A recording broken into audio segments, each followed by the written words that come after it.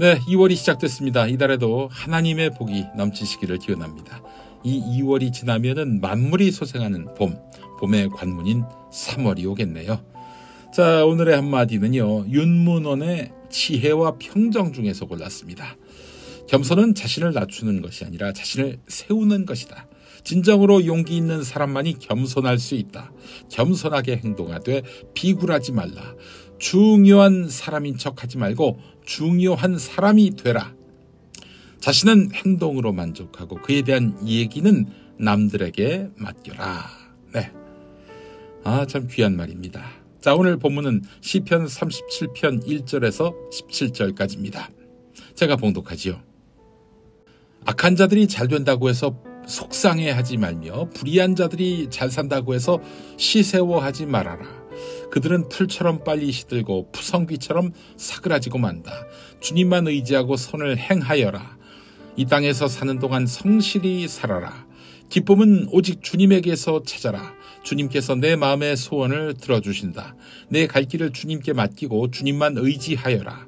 주님께서 이루어 주실 것이다. 너의 의를 빛과 같이 너의 공의를 한낮의 햇살처럼 빛나게 하실 것이다.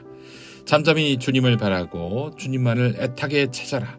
가는 길이 언제나 평탄하다고 자랑하는 자들과 악한 계획도 언제나 이룰 수 있다는 자들 때문에 마음 상해하지 말아라. 노여움을 버려라. 격분을 가라앉혀라. 불평하지 말아라. 이런 것들은 오히려 악으로 기울어질 뿐이다.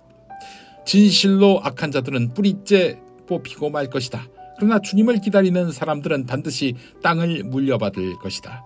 조금만 더 참아라. 악인은 멸망하고야 만다. 아무리 그 있던 자취를 찾아보아도 그는 이미 없을 것이다. 겸손한 사람들이 오히려 땅을 차지할 것이며 그들이 크게 기뻐하면서 평화를 누릴 것이다. 악인이 의인을 모해하며 그를 보고 이를 갈지라도 주님은 오히려 악인을 비웃으실 것이니 악인의 끝날이 다가옴을 이미 아시기 때문이다. 악인들은 칼을 뽑아 치켜들고 또 활을 당겨서 비천하고 가난한 사람들을 쓰러뜨리며 자기 길을 똑바로 걷는 사람을 죽이려고 하지만 그 칼에 오히려 자기 가슴만 뚫릴 것이니 그 활도 꺾이고야 말 것이다. 의인의 하찮은 소유가 악인의 많은 재산보다 나으니 악인의 팔은 부러지지만 의인은 주님께서 붙들어 주신다. 아멘. 아이고, 제가 읽으면서도 너무 은혜를 받습니다. 이거 정말 대단한 말씀 아니겠습니까? 시편 37편 정말 제 좌우명으로 삼고 싶네요. 새삼 또 감동이 됩니다. 읽는 것만으로도 감동이 됩니다. 자, 오늘 말씀 중에서 주목해야 할 구절이 11절입니다. 우선 개역개정판 성경으로 보면은 온유한 자들은 땅을 차지하며 풍성한 화평으로 즐거워하리라. 이렇게 되어 있습니다. 자, 우리가 보는 새번역은 또 어떻습니까? 겸손한 사람들이 오히려 땅을 차지할 것이며 그들이 크게 기뻐하면서 평화를 누릴 것이다. 개역개정판 성경에서는 온유라고 되어 있는데 새번역 성경에서는 겸손이라고 되어 있습니다. 온유와 겸손. 여러분 그 두 단어가 같다고 보십니까? 좀 뭔가 결이 다른 듯하게 느껴지지 않으세요? 자, 히브리어 성경을 봤습니다. 그랬더니 온유보다는 겸손 쪽에 좀 더 가까운 것 같습니다. 원래 뜻이요. 자, 그런데 전제가 있습니다. 어떤 상황에서의 겸손이냐? 신약 성경 마태복음 5장에 나오는 팔복. 여기 보면요, 땅을 기업으로 받을 것이다 라고 하는 예수님 언급이 나오는데 누구를 두고 한 말입니까? 마음이 온유한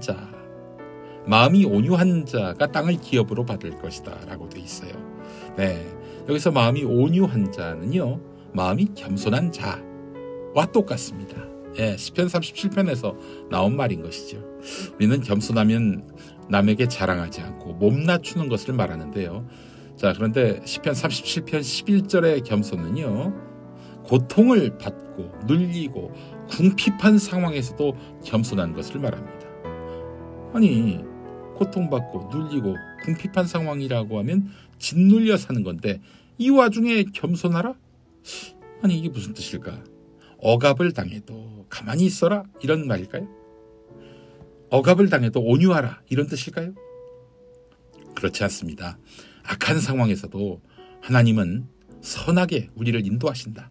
그렇기 때문에 그 삶의 주도권을 온전히 하나님께 맡겨드리고 앞으로 긍정적인 일이 벌어질 것이다.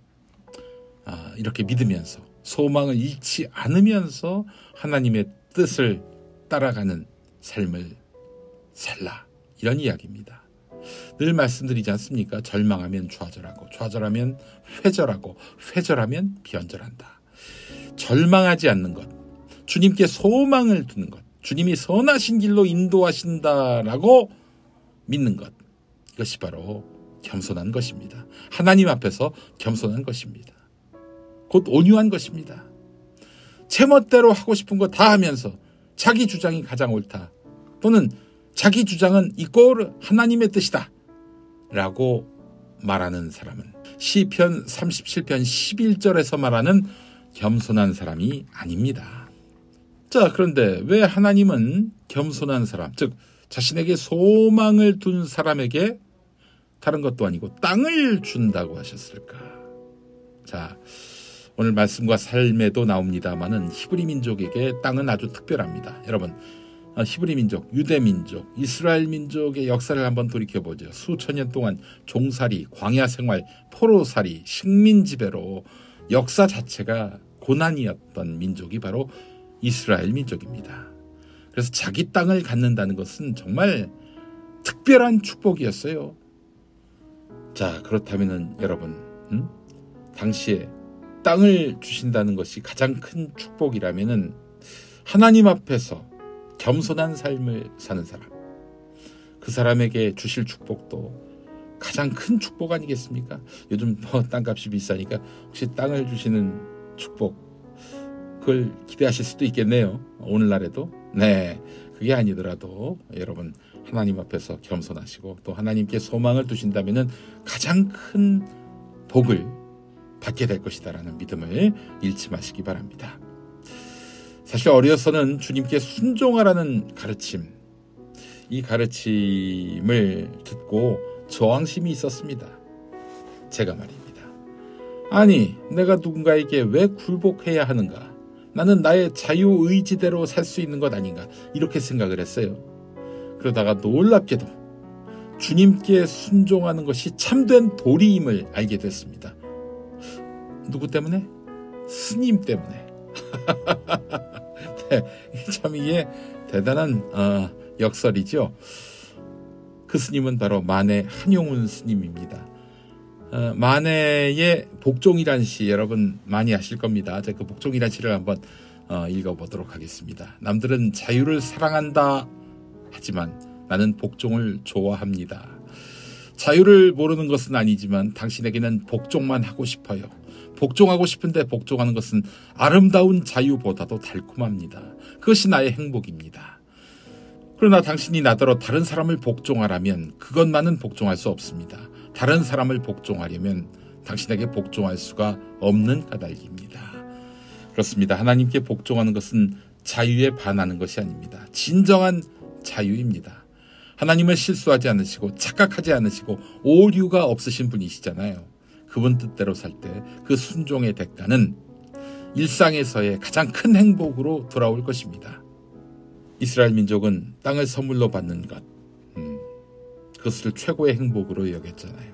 하나님 앞에서 겸손하면 땅을 선물로 받는다. 그렇듯 우리도 하나님께 순종하면 일상에서 가장 큰 행복을 받게 될 것입니다. 하나님께 복종하는 것은 그 어떤 권력과 권위에 대해서 복종하지 않겠다는 뜻이기도 합니다. 나아가 세상이 잘못된 길로 갈 때 저항하겠다 이런 의지이기도 합니다. 하나님께 복종한다는 말은요, 세상에게 복종하지 않는다는 뜻입니다. 하나님 아닌 어떤 권력이나 권위도 온전하지 않으니 나는 하나님만 의지하겠다. 하나님만 복종하겠다. 네, 이게 바로 하나님 앞에서의 겸손이고 하나님께 축복을 받는 길입니다. 여러분, 그 축복된 삶을 살지 않으시겠습니까? 함께 기도하시겠습니다. 온유한 사람이 땅을 기업으로 받을 거라고 하신 주님, 하나님이 주신 이 땅에서 우리가 서로 사랑하고 기쁨과 평화를 풍성하게 맛보며 살게 하옵소서. 또한 우리가 온유한 사람에게 주시는 하나님의 영원한 나라를 소망하며 살게 하옵소서. 예수 그리스도의 이름으로 기도합니다. 아멘. 네. 자, 오늘 여러분과 함께 나누고 싶은 찬양은요, 시편 37편을 배경으로 한 찬양입니다. 김명식의 주를 기뻐해입니다. 이 찬양 함께 하시고 주님께 기쁨을 얻는 하루 되시기 바랍니다. 내일 뵙겠습니다.